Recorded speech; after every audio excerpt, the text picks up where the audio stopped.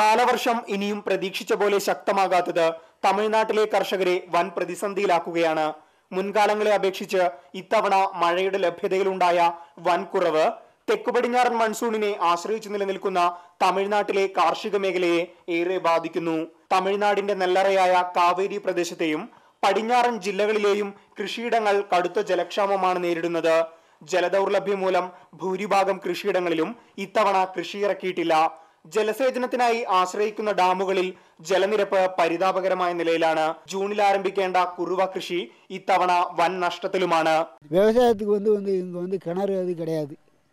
ഇത് തണ്ണി കാല് വറുത്ത തണ്ണി തന്നെ. അത് പോറ് പോട്ട ഇടങ്ങളും പമ്പ് സെറ്റെല്ലാം നിന്ന് പോയി.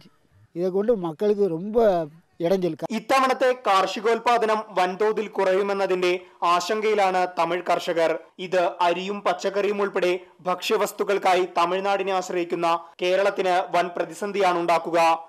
തമിഴ്നാട്ടിൽ നിന്നുള്ള ഭക്ഷ്യവസ്തുക്കളുടെ വരവിൽ വൻ കുറവുണ്ടാകും.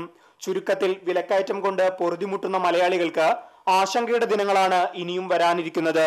PB Anoop, India vision, Chennai.